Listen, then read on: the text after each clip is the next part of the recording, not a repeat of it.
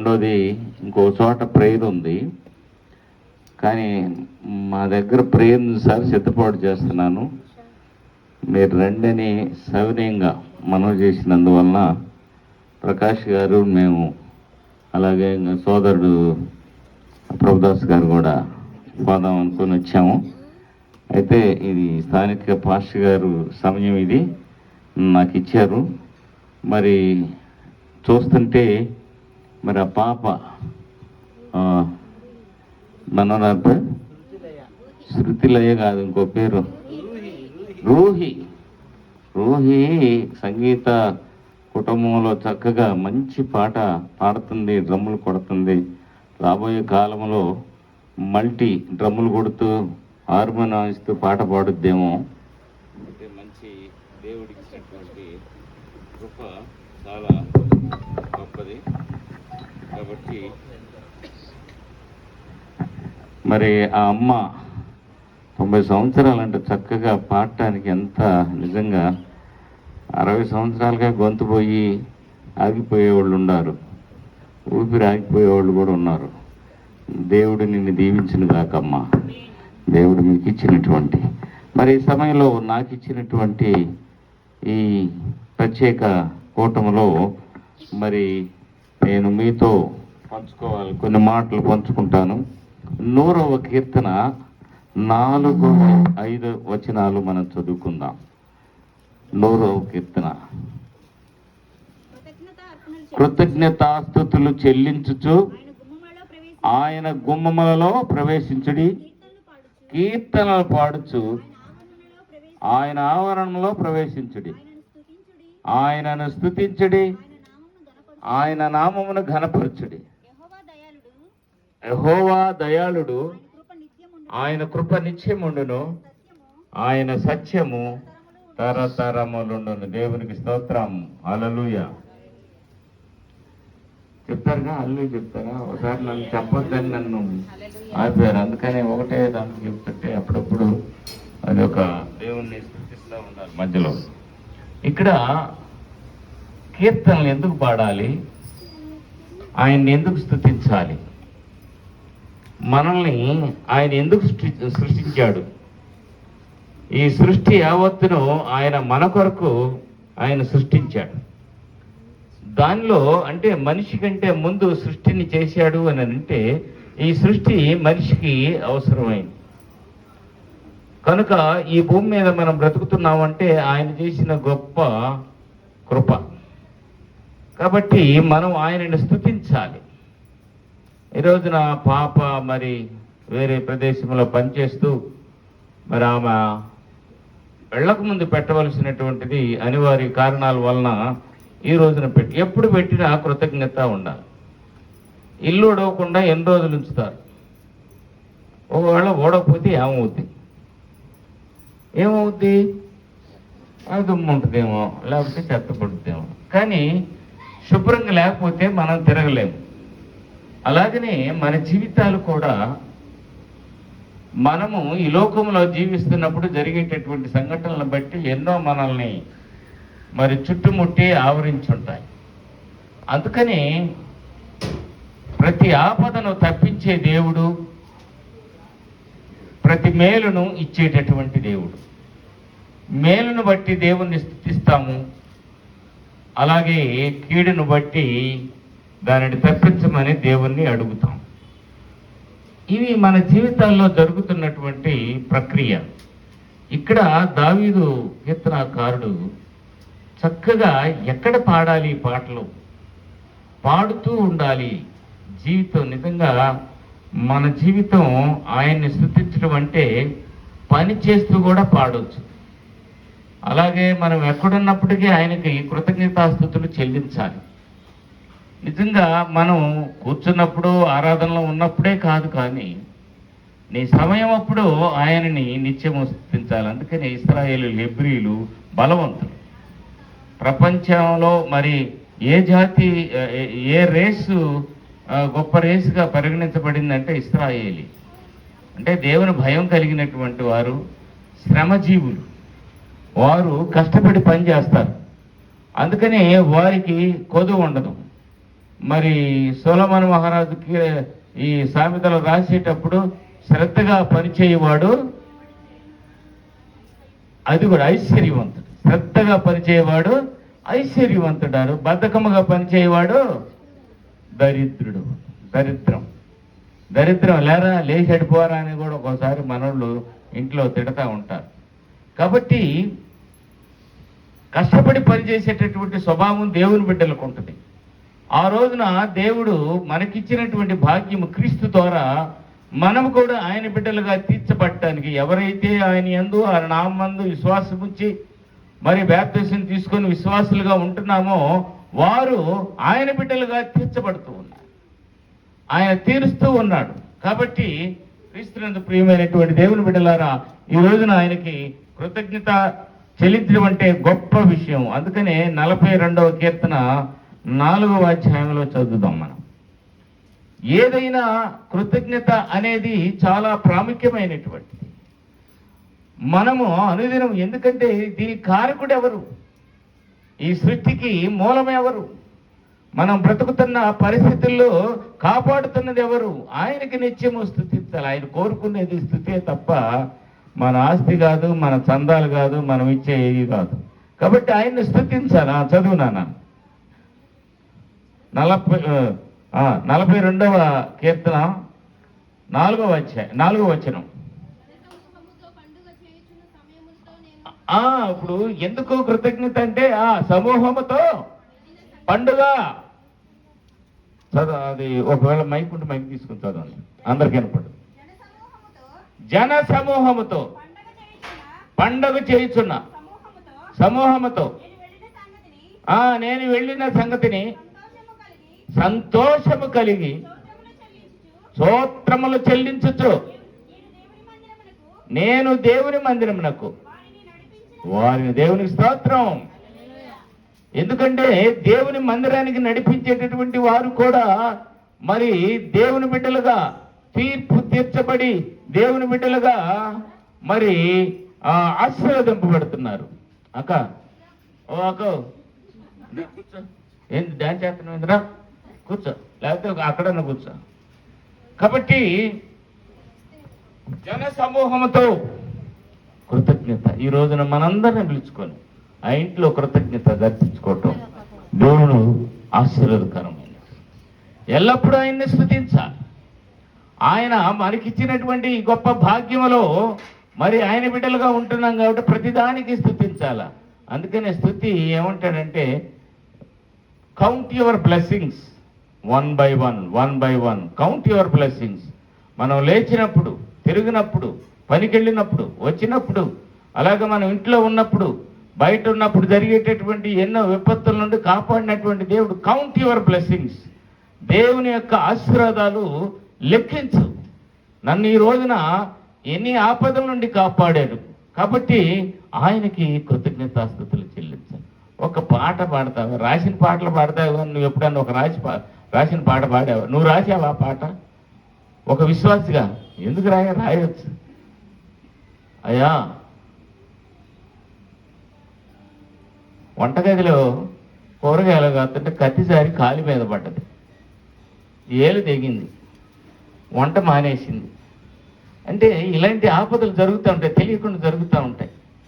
గబగబా పని చేసుకోవాలనే సందర్భంలో కూడా కొన్ని ఆపదలు జరుగుతూ ఉంటాయి.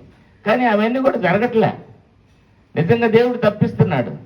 పొంగుతున్న పాలు కానీ లేకపోతే వేడి ఉన్న పదార్థాలు. ఒకసారి ఏందమ్మా నల్లగా ఉందమ్మా చేయాలంటే అక్క నూనె అది చింది మీద పడ్డది అన్నది. ఎందుకు చిందొద్దు మీద అంటే మన దైనందిన జీవితంలో జరిగేటటువంటి ఆపదలు తెలియవు మనకి, దారిని పోతూనే ఎన్నో మరి జరుగుతూ ఉంటాయి. కాబట్టి క్రీస్తునందు ప్రియమైనటువంటి దేవుని బిడ్డలారా, ఇంకొక కీర్తనకారుడు 96వ కీర్తన 8వ వచనం చదువుకుందాం. ఏంటి అని అంటే సమస్తాన్ని యెహోవా నామమునకు తగిన మహిమ ఆయనకు చెల్లించుడి. నైవేద్యము తీసుకొని ఆయన ఆవరణంలోనికి రండి. పరిశుద్ధాలంకారమును ధరించుకొని యెహోవాకు నమస్కారం చేయడు. దేవునికి స్తోత్రం. హల్లెలూయా చెప్పండి. ఇక్కడ ఎవరు పరిశుద్ధులు? మనం పరిశుద్ధులేనా? నేను చేతులు ఎత్తమంటే అనుమానంగా ఎత్తుతారు. మనం పరిశుద్ధులవా అని అంటే అనుమానం వచ్చింది. లేదు, అనుమానం లేదు. నువ్వు ఎప్పుడైతే దేవుని బిడ్డగా ఉన్నావో నువ్వు పరిశుద్ధుడివే. అక్కడ ఏమంటాడు యేసు ప్రభు? నేను పరిశుద్ధుడిని కనుక మీరును పరిశుద్ధులయ్యుండు. ఇంకా అనుమానం ఎందుకు? నా యందు విశ్వాసం ఉంచి జీవిస్తున్నటువంటి జీవితంలో పరిశుద్ధులమే. ఎందుకంటే పరిశుద్ధ జీవితంలో ఇదిగో కృతజ్ఞత కలిగి ఉన్నప్పుడు పరిశుద్ధ జీవితం మనకు వచ్చింది. ఆ పరిశుద్ధకరమైనటువంటి జీవితంలోనే నైవేద్యములు తీసుకొని యెహోవాకు కృతజ్ఞతార్పణలు చెల్లించాలి. మన జీవితాన్ని ఆయన చేతుల్లో ఉంచి కాపాడుతున్న విధానాన్ని బట్టి తెలియదు మనకి. ఒక్కొక్కసారి తినే ఆహారమే మనల్ని అస్వస్థత పాలు చేస్తుంది. గబక్కను చూడకుండా ఏ నీళ్ళన్నా తాగామంటే విరోచనాలు మొదలవుతాయి. తగిన ఆహారం తీసుకోకపోతే అది ఫుడ్ పాయిజన్ అవుతుంది. మరి ఇలాంటి ఆపదల నుంచి తప్పిస్తున్నటువంటి దేవునికి కృతజ్ఞత కలిగి ఉండాలి. నిత్యము ఆయనకి కృతజ్ఞత కలిగి ఉండాలి. అందుకని మరి ఆ మాట అక్కడ రాస్తూ ఉన్నాడు. అంతేకాదు 116వ కీర్తన కూడా 17వ వచనాన్ని చూద్దాం. ఎందుకంటే కృతజ్ఞత కలిగి ఉండటం అనేది చాలా ప్రాముఖ్యమైనటువంటి. మనం మరి కొత్త నిబంధనలో చూస్తే 10 మంది కుష్ఠరోగులు బాగుపడ్డారు. మరి ఒక్కడ మాత్రమే కృతజ్ఞత కలిగి ఉన్నాడు. మిగతా 9 ఎక్కడ అనేది అడిగాడు. కాబట్టి ఎవరైతే విశ్వాస జీవితంలో కృతజ్ఞత కలిగి జీవిస్తారో ఆ బిడ్డలకి శాశ్వతమైనటువంటి మరి దేవుని రాజ్య స్థానంలో మనం ప్రిపేర్ అవుతున్నటువంటి సిద్ధపడుతున్నటువంటి ఈ జీవితం అక్కడికి తీసుకెళ్ళొద్దు. మనం ప్రతిసారి కృతజ్ఞత కలిగి ఉండాలి. ఒక్కోసారి ఏదైనా అనుకున్నది జరగకపోతే దేవుని మీద నిందలేస్తాం. దేవుని మీద నిందలేయకూడదు. దేవుడు ఏది కావాలో అది అనుగ్రహించే దేవుడు, ఏది అవసరమో అది అనుగ్రహించే దేవుడు. కాబట్టి ఆయన యందు ఒకసారి చదువుదాం దాన్ని. 116వ కీర్తన 17వ వచనం. నేను నీకు కృతజ్ఞతార్పణలు అర్పించేదను, యెహోవా నామమున ప్రార్థన చేసేదను, ఆయన ప్రజలందరి ఎదుటను యెహోవా మందిరపు ఆవరణములోను యెరూషలేమా నా మొక్కుబడులు. అంటే కృతజ్ఞత అంటే మొక్కుబడు. నువ్వేమైనా మొక్కుబడు చేసుకున్నావా? అసలు మన దేవుడు మొక్కుబడి దేవుడు కాదు. అయ్యా నువ్వు ఇది చేస్తే నీకు ఇది ఎత్తాను. కొంతమంది కొన్ని చోట్ల పోయి నిలువు దోపిడి చేసి వస్తూ ఉంటారు. మొన్న ఒక ఆయన ₹1,00,00,000 వేసాడట ఆడ. మరి డబ్బులు ఉండేవాడికి దేవుడు వాటిని దయచూస్తే మరి డబ్బులు లేని పరిస్థితులు ఏంటి? అందుకని దేవుడు ఎప్పుడు దాన్ని కోరుకోడు. దేవుడు ఏం కోరుకుంటున్నాడు, ఏం బలి కోరుకుంటున్నాడంటే కృతజ్ఞతార్పణ. విరిగి నలిగిన మనసే నాకు నిజమైన సమర్పణ. నువ్విచ్చేటటువంటిది విరిగి నలిగిన మనస్సుని కలిగి ఉండు. దేవుని యొక్క కృప నీ మీద ఉన్నది. ఇంకా ఆ మాటలు మనం చూస్తాం. ఎంత కృప అండి! ఈ రోజున కాపాడుతున్న విధానాన్ని బట్టి, చేస్తున్న పనిని బట్టి దేవుడు ఇస్తున్నటువంటి గొప్ప భాగ్యం కృతజ్ఞత కలిగి ఉన్నాడు. అందుకనే ఆ కీర్తనకారుడు ప్రతిసారి, అందుకనే దావీదు నా హృదయానుసారుడు. మనము ఆయన బిడ్డలుగా, ఆయన హృదయానుసారత్వాన్ని కలిగి జీవించే బిడ్డలుగా మనం ఉండేటట్టుగా ఉండాలి. ఎప్పుడైతే నీవు కృతజ్ఞత కలిగి ఉంటావో, ఒకటి నీకు ఆశీర్వాదాలు వస్తాయి, రెండవది పరిశుద్ధతను సంతరించుకుంటావు. యేసు ప్రభు చెప్పిన రీతిగా ఎవరైతే నన్ను అంగీకరిస్తారో, నేను ఎవరినైతే ప్రేమిస్తానో వారిని నేను పరిశుద్ధుడు కనుక మీరును పరిశుద్ధులై ఉండుడి. పరిశుద్ధ జీవితాన్ని కలిగి ఉండటానికి మనం అలవర్చుకోవాలి. మన జీవితాన్ని ఆయన కొరకు నిలబెట్టాలి. అందుకనే ఇంకొక చోట కూడా దేవుడు ఏమంటున్నాడంటే, మరి మొదటి దినవృత్తాంతాలు 16:34. మొదటి దినవృత్తాంతాలు 16:34. ఎందుకనంటే మనిషి మనం జీవించే జీవితం చదవమ్మా. యెహోవా దయాళుడు, ఆయన కృప నిరంతరముండును. ఆయనను స్తుతించుడి. దేవా మా రక్షక, మమ్మలను రక్షించము, మమ్మలను చేర్చుకును. చాలమ్మా. ఎప్పుడైతే నీ కృతజ్ఞత కలిగి ఉంటావో, యెహోవా దయాళుడు, నిజంగా ఆయన కృప నిరంతరము, ఎక్కడ కూడా ఆగిపోయేది కాదు. గ్యాస్ అయిపోయినట్టు కిరోసిన్, ఇప్పుడు కిరోసిన్ లేదు, మళ్ళీ దాని గురించి చెప్తే లేని దాని గురించి చెప్పాడు. గ్యాస్ అయిపోతే అలాగే నిరంతరము ఆయన కృప ఉంటుంది. నీవు మారి ఆయన సన్నిధికి రావాలి. నీ జీవితాన్ని మార్చుకొని ఆయన బిడ్డకు రావాలనేది ఆయన కోరుతూ ఉన్నాడు. ఇంకొక వచనాన్ని కూడా మనం చూసుకుందాం. మరి ఎజ్రా గ్రంథం 3వ అధ్యాయము 11వ వచనాన్ని. ఎజ్రా 3వ అధ్యాయము 11వ వచనం. దాంట్లో నిజంగా కృతజ్ఞత. మరి ఎజ్రా జీవితంలో ఆయన ఆ దేవాలయాన్ని కట్టి మరి ప్రజలకు అప్పచెప్పి దానిలో ఆరాధనలు చేస్తున్న సమయంలో చెబుతున్నటువంటి మాట చదువుకుందాం. 3:11. మీరు వంతుల చొప్పున కూడి యెహోవా దయాళుడు, ఇశ్రాయేలీల విషయమై ఆయన కృప నిరంతరము నిలుచునని పాడుచు యెహోవాను స్తుతించిరి. మరియు యెహోవా మందిరము యొక్క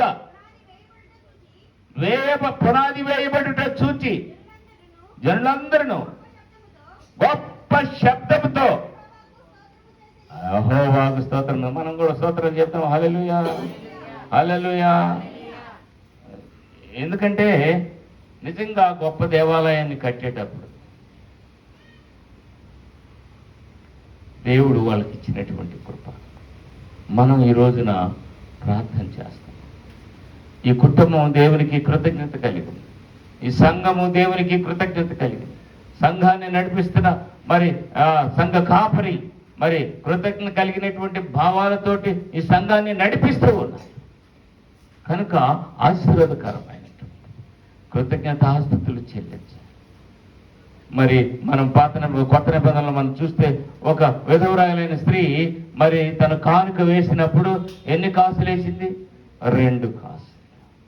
అందరికంటే అవి ఎక్కువగా వేసి, అంటే తనకున్న సమస్తాన్ని ఇచ్చింది. కాబట్టి క్రీస్తునందు ప్రియమైనటువంటి దేవుని బిడ్డలారా, ఆయనకి కృతజ్ఞత కలిగి జీవించే బిడ్డలంటే ఎప్పుడు ఆశీర్వదిస్తారు. వాళ్ళని ఆయన పక్కన చేర్చుకుంటాడు, హక్కును చేర్చుకుంటాడు. వారు ఏమైనప్పుడు అప్పుడప్పుడు తడబడి ఏదైనా జరిగినా కూడా దేవుడు మళ్ళీ కోడి పిల్లలను తన రెక్కల కిందకు చేర్చుకున్నట్టు మనల్ని చేర్చుకుంటుంది. ఎప్పుడైతే ఆయన ఆశ్రయంలో ఉంటామో సమస్తం మనకి సమకూరుతుంది. అందుకని 91వ కీర్తనలో అంటాడు, యెహోవా అది దేవుని యొక్క ఆశ్రయములో ఉన్నటువంటి మహోన్నతుని చాటున నివసించువాడే సర్వశక్తిని నీడను విశ్రమించును. ఆయనే నాకు ఆశ్రయము, నా కోట, నేను నమ్ముకున్న నా దేవుడు. ఆ కింద చూస్తే ఎన్ని ఆపదలు వస్తాయి. ఆ అధ్యాయంలో ఆ వచనాలలో చూస్తే ఎన్ని ఆపదలు వస్తే, మొన్న మనం ఆ కరోనా టైంలో ఇబ్బంది పడినటువంటి పరిస్థితుల్లో కూడా ఏ తెగులు నీ గుడారాన్ని సమీపించనివన్నట్టు. ఎంత గొప్ప దేవుడు అండి, ఎంత వాగ్దానం ఇస్తున్నాడండి. వాగ్దానాన్ని నమ్మలేనటువంటి స్థితిలో మనం ఉంటున్నాం. నమ్మాలి, ఆయన వాగ్దానాన్ని నమ్మాలి. నమ్మి మన జీవితాన్ని మరి ఆయన బిడ్డగా సవరించుకోవాలి, ఆయన బిడ్డగా జీవించాలి. అలాగే 106వ కీర్తన కూడా ఎలా స్తుతించాలి చూడండి. అసలు దేవుడు ఎంత గొప్ప దయాళుడు. ఆయన కృప నిత్యము మన కొరకు నిలిచి ఉంటుందని తెలియజేస్తూ ఉన్నాడు. క్రీస్తునందు ప్రియమైనటువంటి దేవుని బిడ్డలారా, మనకిచ్చినటువంటి గొప్ప బాధ్యతలో మనం ఒక మరి విశ్వాస జీవితంలో కొనసాగిపోయేటటువంటి వారముగా ఉండాలి. ఏమ్మా అమ్మా షార్ట్ కూడా తీరా. యెహోవా దయాళుడు, ఆయనకు కృతజ్ఞతాస్తుతులు చెల్లించండి. ఆయన కృప నిత్యముండును. ఏది చదువుతున్నాను అదేనా ఫస్ట్ వచ్చినాం చదువున్నాను. యెహోవా దయాళుడు, ఆయనకు కృతజ్ఞతాస్తుతులు చెల్లించుడి. ఆయన కృప నిత్యముండును. యెహోవా పరాక్రమ కార్యములను ఎవడు వర్ణింపగలడు? ఆయన కీర్తి అంతటిని ఎవడు ప్రకటింపగలడు? న్యాయమును అనుసరించువారు ఎల్లవేళలా నీతిని అనుసరించి నడుచుకున్న వారు ధన్యులు. ఈ కుటుంబం చాలా థ్యాంక్ యూ. ఏ కుటుంబం అయితే కృతజ్ఞత కలిగి నీతిని అనుసరించి ఆయన బిడ్డగా జీవిస్తావో అప్పుడు నీవు ఆశీర్వదిస్తావు. ఎంత గొప్ప దేవుడు! నిజంగా ఈ ప్రామిస్ని నెరవేర్చాడు. ప్రజల్ని మరి పాలు తేనెలు ప్రవహించు దేశానికి, కానాను దేశానికి తీసుకెళ్తానన్నాడు. అలానే తీసుకెళ్ళాడు. ఈ రోజున మనకిచ్చిన ప్రామిస్ ఏంటంటే, నీవు నా యందు నిలిచి నీ ఎడల, నా యందు నమ్మకించిన ఎడల నేను నీకు శాశ్వత జీవితాన్ని ఇస్తాను. శాశ్వత జీవాన్ని మనకిచ్చాడు. ఆ జీవాన్ని కాపాడుకోవాలి మనం. ఒకవేళ శరీరంతో ఉన్నప్పుడు మనలంతో ఉంటే ఆ జీవాన్ని పోగొట్టుకుంటావు. కాబట్టి కృతజ్ఞత కలిగి ఉండాలి. దేవా, ప్రతి నిమిషము ఆయన్ని ఆరాధించాలి, ఆయన్ని స్తుతించాలి, ఆయన బిడ్డగా జీవించాలి. ఎంత గొప్ప దేవుడు! చాలాసార్లు మనం అనుకుంటాం. నేను అంటున్నా, ఇప్పుడు మరి నత్తివాడైన మోషే ఎర్ర సముద్రం దాటిన తర్వాత ఓ పాట పాడాడు. నత్తివాడు పాట పాడతారా? ఇప్పుడు ప్రతి వాళ్ళు మైకి దగ్గర ఒక పాట పాడితే గాయకుళ్ళు అయిపోతున్నారు. అది ఆ పాటలో మరి ఉన్నటువంటి రుచి. మేము మొన్ననే మరి వాగ్గేయకారుడు పురుషోత్తం చౌదరి గారు ఆంధ్ర క్రైస్తవ కీర్తనలు ఎంత మరి చక్కగా ఆయన రాసినటువంటి పాటలు, ఆ సాహిత్యం కానీ ఆ పాటలు కానీ, నేను అందుకనే ఒక వచనం పాడి ఇది చేస్తా, అయిపోద్ది మన టైం కూడా అయిపోతే చెప్పండి. హృదయమనెడు తలుపు నోత యేసునాథుండు, హృదయమనెడు తలుపు నోత యేసునాథుండు, నిలచి సదయుడగుచు తాటుచుండు సకల విధములను, నిలచి సదయుడగుచు తాటుచుండు సకల విధములను, ఎంతసేపు నిలువా పెట్టి తోరతని,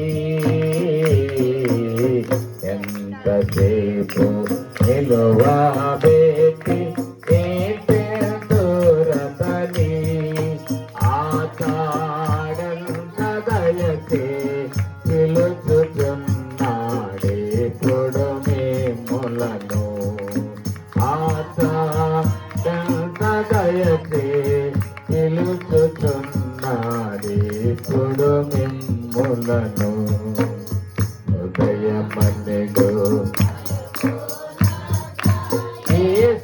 యేసునాథుండు.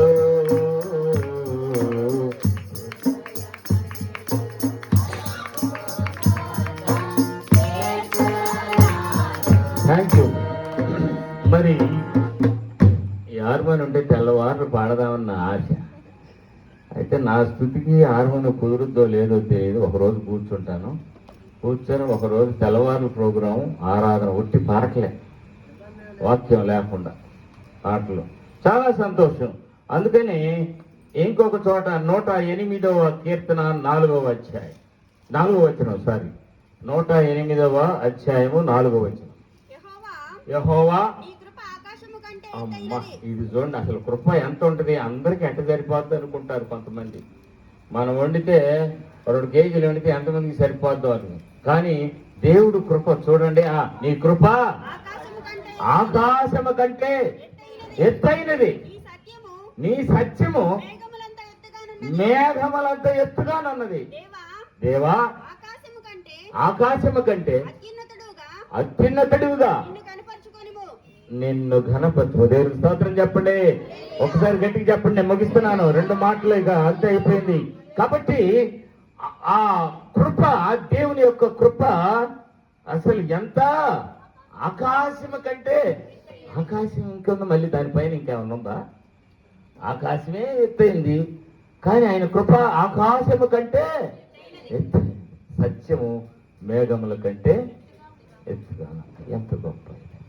నిజంగా కృప ఉంది కాబట్టి ఈ రోజున మనం బ్రతుకుతున్నాం. చిన్న తప్పు జరిగిన, అయ్యా నన్ను క్షమించయ్యా, తెలియక చేశాను, తెలియక చేస్తే క్షమిస్తారు, తెలిసి మళ్ళీ ఇంకోసారి చేయకూడదు, 2-3 సార్లు చేయకూడదు. అందుకనే మరి 3 సార్లు తప్పు చేసినా కూడా పేతురుని దేవుడు క్షమించాడు. అయినా ఆయన గొప్పగా ఆయన సేవను చేశాడు. చివరిగా చివరి ఇదిలో 119వ కీర్తన 90వ వచనం.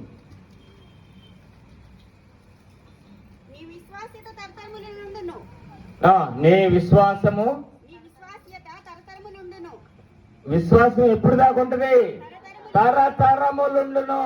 నీవు భూమిని స్థాపించితివి, అది స్థిరముగానున్నది, సమస్తము నీకు సేవ చేస్తున్నది. దేవుని స్తోత్రం చెప్పండి. మరి మనిషి ఏం చేస్తున్నాడు? మనిషి ఏం చేస్తున్నాడు? భూమి స్థిరముగా ఉన్నది, సమస్తము వాటి సేవలు చేస్తున్నాయి. మన సేవలేంటి? మనము ఈ లోక జీవనం కొరకు పోరాటం, ఈ లోక జీవన వ్యాపారములో భాగస్థులమై దేవుడిని మరి దూరపరుచుకుంటున్నాం. ఆయన సమీపంగా ఉన్నప్పుడు మనం ఆయన దగ్గరికి రావటం, మన ఆశీర్వాదాలు పక్కనే మన ఆశీర్వాదాలు ఉంటే మనం పోలేకపోతున్నాము, వాటిని పొందలేకపోతున్నాము. అందుకని తరతరాలకి దేవుడు ఒక వాగ్దానం చేస్తాడు. ఈ రోజున ఈ కుటుంబం జరిపిస్తున్నటువంటి కృతజ్ఞత ఆరాధన, దేవుడు అమ్మాయిని దీవించాలి, ఆ కుటుంబాన్ని దీవించాలి, అలాగే సంఘాన్ని దీవించాలి, ఈ మాటలు ఉన్నటువంటి బిడ్డలను దీవించాలి. నీ ఆయన కృపను బట్టే, ఆయన కృప ఎంతంటే ఎంతో ఉన్నది. కనుక మనము మారు మనసుగా ఆయన బిడ్డలుగా నిత్యము సిద్ధపాటు కలిగి ఉన్నాం. ఆయన రాకడ కొరకు సిద్ధపాటు కలిగి ఉన్నాం. మన మరణం వరకు, మనకు మరణం తప్పదు, మరణం వరకు సిద్ధపాటు కలిగి ఉన్నాం. ఆ సిద్ధపాటు కొరకే మనకి ఆయన కృపనిచ్చి కాపాడుతూ ఉన్నాడు. Is very slow in anger. దేవుడు కోపపడడు, త్వరగా కోపపడు. కాబట్టి మానవులు ఆయన బిడ్డలుగా జీవించేటటువంటి వారు నిత్యము ఆయన కృపను కలిగి ఉన్నారు. ఆయనను మననం చేసుకోవాలి. నేను చెప్పాను మీకు, రేపు ఒక పాట మీరు తయారు చేసుకోండి, మీరే పాడండి. బట్టలు ఉతికేటప్పుడు, వంట వండేటప్పుడు. ఎంత గొప్ప దేవుడు! నన్ను ప్రతి నిమిషము కాపాడుతున్నా, నిన్ను విడువక ఎడబాయక కాపాడుతున్నటువంటి నీ దేవుణ్ణి నిత్యము స్థుతించాల మనసును. అందుకని ఇశ్రాయేలు ఆశీర్వదింపబడ్డారు. వారు స్త్రీలు చాలా బలంగా ఉండేటటువంటి వారు, వారు పురుషులు దృఢంగా ఉండేటటువంటి వారు. కానీ దేవుని ఎడల కృతజ్ఞత కలిగి మరి దేవుని యొక్క నామాన్ని ఆరాధించి ఆయనను స్తుతించి ఆయన బిడ్డలుగా జీవించే ఒక దృఢమైనటువంటి మనసును ఏర్పాటు చేసుకొని ఉన్నారు. ఎవరైతే కృతజ్ఞత కలిగి ఉంటారో వారికి ఆశీర్వాదాలు. ఎవరైతే కృతజ్ఞత కలిగిన జీవితాన్ని జీవిస్తారో వాడికి పరిశుద్ధత ఉన్నది. ఎవరైతే మరి కృతజ్ఞత కలిగి జీవిస్తాడో వారికి దీర్ఘాయుష్యం కూడా ఉన్నది. దేవుడు దీర్ఘాయుష్యం కూడా ఇస్తానంటున్నాడు. కాబట్టి కృతజ్ఞత కలిగినటువంటి జీవితం ఒక గొప్ప జీవితం ఒక క్రైస్తవ బిడ్డలో ఉండడానికి ఈ రోజులు మరి పరిస్థితులు బాగలేదు. కాబట్టి మనం అందరం కూడా విశ్వాస జీవితంలో ముందుకు కొనసాగిపోవాలి. ఆ గొప్ప దేవుడిచ్చినటువంటి మార్గము మనం పట్టుకొని ఆ మార్గమున వెళ్ళినప్పుడు దేవుని ఆశీర్వాదాలు ఉంటాయి. కనుక ఈ సమయం ఇచ్చినటువంటి రాష్ట్ర గారికి, అలాగే సుందరరావు గారికి, వారి కుటుంబానికి నా ధన్యవాదాలు తెలుస్తూ దేవుడు మిమ్మల్ని దీవించును గాక ఈ నా మాటలు ముగిస్తూ ఉన్నాను. God bless you.